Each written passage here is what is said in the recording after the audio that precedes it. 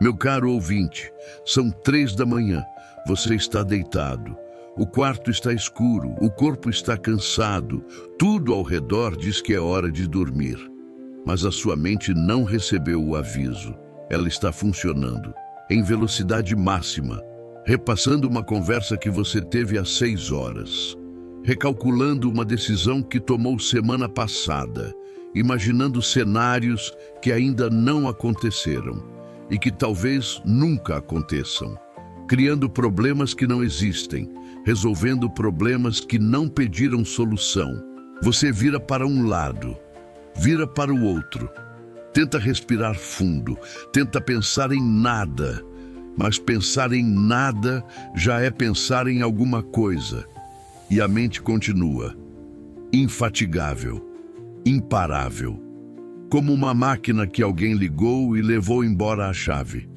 Isso não acontece só de madrugada. Acontece no chuveiro, no trânsito, no meio de uma conversa, onde metade de você está ouvindo e a outra metade está processando 3 assuntos que não têm nada a ver com o que está sendo dito. E quando alguém percebe que você está longe e pergunta em que está pensando, a resposta honesta seria em tudo, ao mesmo tempo, o tempo inteiro. Bem-vindo ao Reflexos da Consciência. Se você chegou aqui depois de assistir ao nosso episódio sobre chorar fácil, essa conexão não é por acaso. Quem sente demais, quase sempre pensa demais também. São 2 faces da mesma moeda. E Carl Gustav Jung tinha muito a dizer sobre ambas. Me conta nos comentários. A sua mente também não desliga? Quero ler a sua experiência. Cada resposta aqui importa. Em 1913, Carl Gustav Jung vivia um dos períodos mais intensos da sua vida. Ele havia rompido com Freud, estava isolado academicamente e enfrentava por dentro o que mais tarde chamaria de confronto com o inconsciente. Durante esse período, Jung experimentou algo que pessoas que pensam demais conhecem intimamente: a mente que não para, pensamentos que giram em espiral, imagens que surgem sem convite, ideias que se multiplicam mais rápido do que conseguem ser processadas. A maioria dos psiquiatras da época teria chamado isso de sintoma.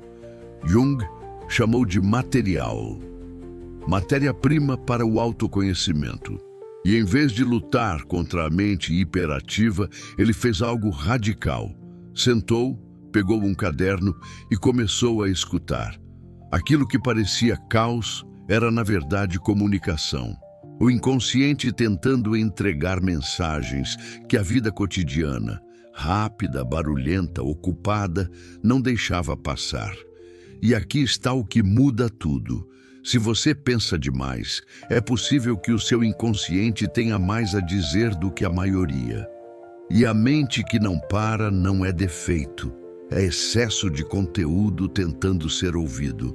Meu caro ouvinte, pense na sua experiência mais comum de pensar demais. Provavelmente não é sobre filosofia, não é sobre física quântica, não é sobre os grandes mistérios do universo. É sobre a mensagem que você mandou e a pessoa ainda não respondeu.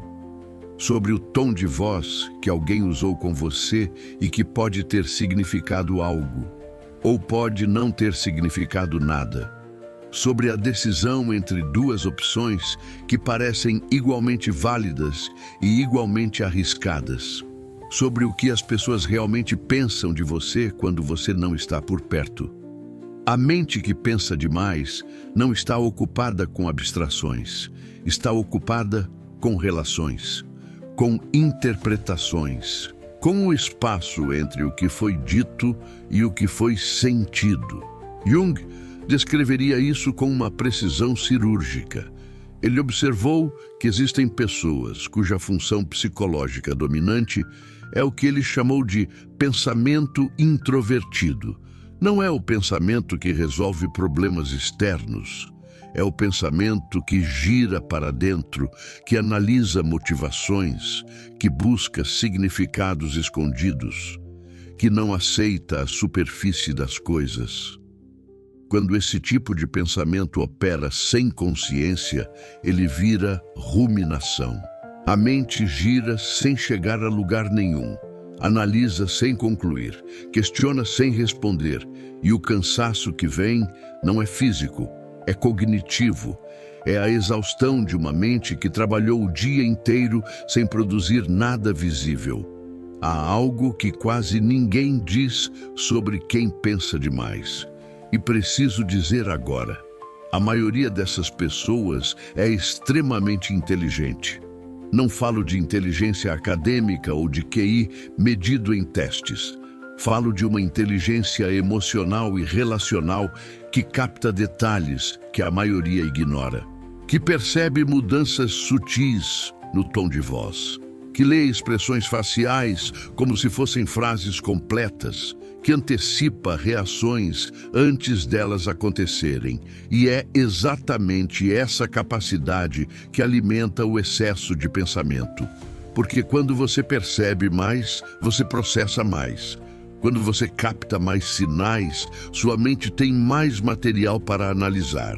E quando você entende as pessoas num nível mais profundo do que o necessário, cada interação gera camadas de interpretação que continuam se desdobrando muito depois do momento ter passado. Jung diria que essas pessoas não pensam demais, elas percebem demais. E a mente corre para tentar organizar a quantidade absurda de informação que o inconsciente captou e entregou de uma vez. Se esse é você, se a sua mente não para porque ela está processando informação que a maioria das pessoas nem recebeu, o problema não é o excesso de pensamento. É a ausência de um espaço para descarregar o que foi processado. Comente aqui embaixo. Você se reconhece nisso? Uma palavra já basta. Meu caro ouvinte, há um ciclo que Jung descreveria com clareza e que precisa ser dito. Pensar demais gera ansiedade. A ansiedade gera mais pensamento. Mais pensamento gera mais ansiedade. E o ciclo se alimenta sozinho até que a mente parece um motor desgovernado que consome toda a sua energia sem te levar a lugar nenhum. Mas o que está alimentando esse motor? O que mantém a roda girando? Jung diria que, na maioria dos casos, o combustível do pensamento excessivo é medo. Medo disfarçado de análise, medo vestido de cautela, medo que se apresenta como planejamento. Quando você pensa demais antes de uma decisão, não está sendo cuidadoso, está com medo de errar. Quando repassa uma conversa 10 vezes, não está sendo reflexivo. Está com medo de ter sido julgado. Quando imagina cenários futuros que provavelmente não vão acontecer, não está sendo preparado. Está com medo de ser pego desprevenido.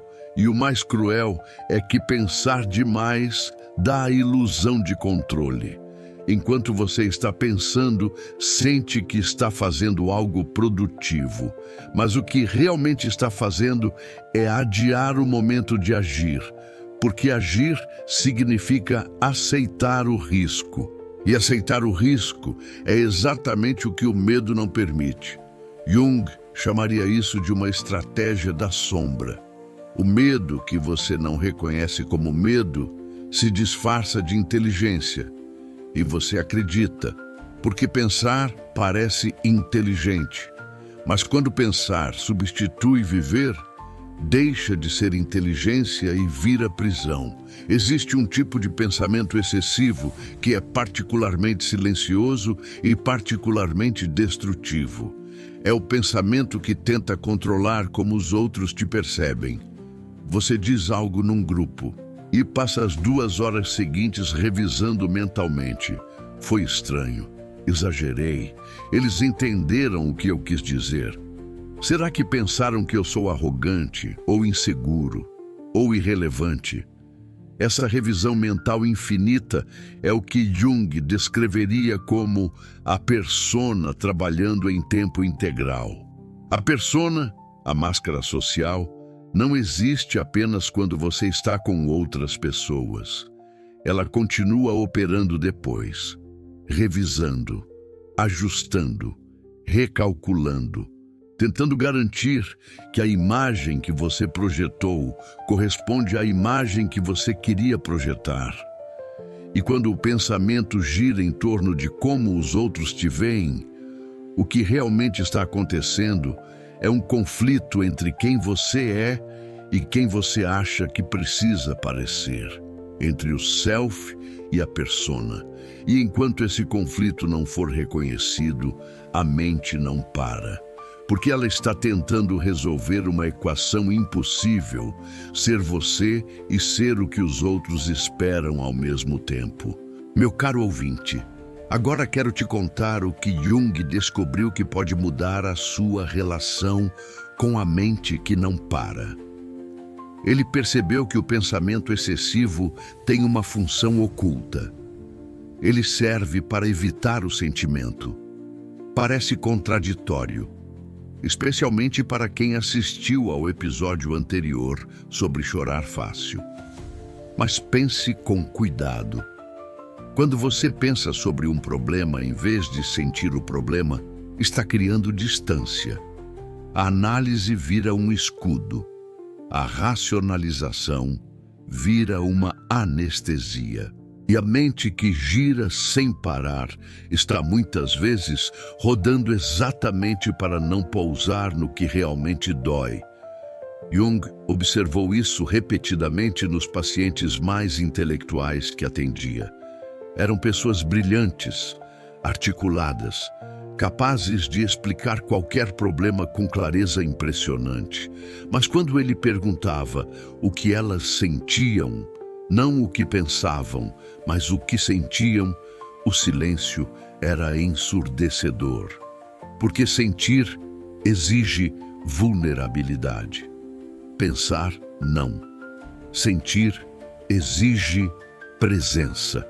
Pensar pode acontecer em qualquer lugar, a qualquer hora, sem risco. Sentir pode machucar. Pensar sobre sentir não machuca, mas também não cura. E a mente que não para, talvez esteja rodando por um motivo muito simples. Porque parar significaria sentir. E sentir é mais assustador do que pensar infinitamente. Mas existe um caminho, e Jung o descreveu com uma clareza que ainda surpreende. Ele chamou de função inferior.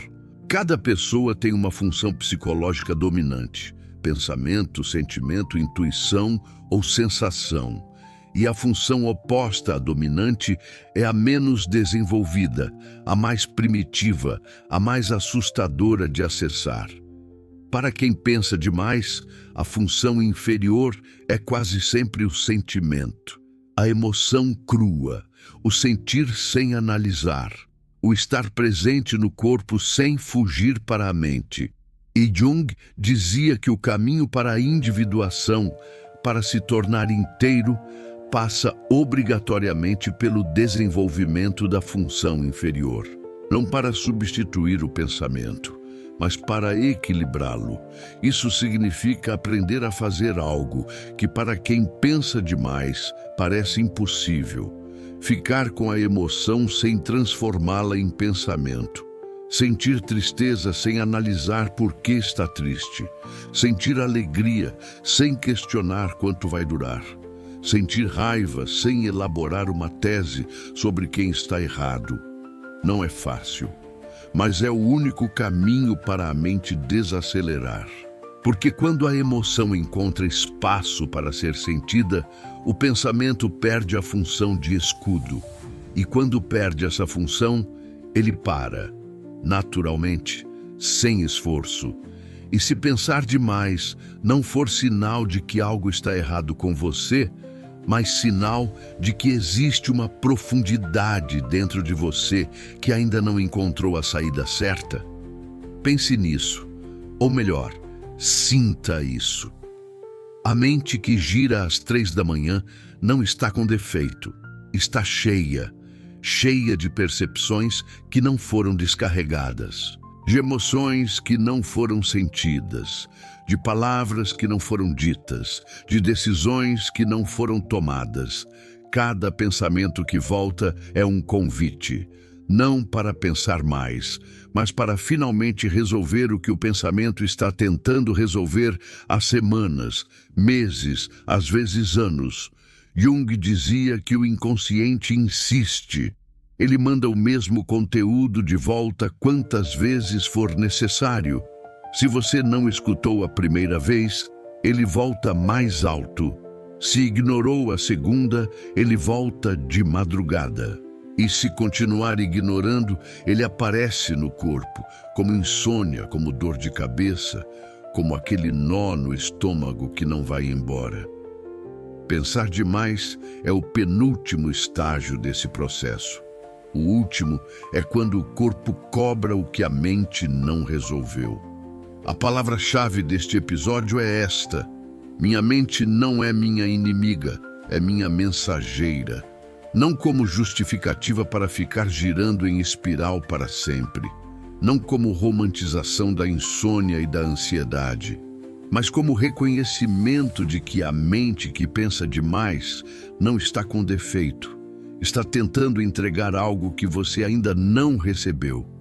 Agora, não quando finalmente conseguir meditar, não quando a terapia resolver tudo, não quando a ansiedade passar. Agora, da próxima vez que a mente não parar, há um gesto pequeno e possível.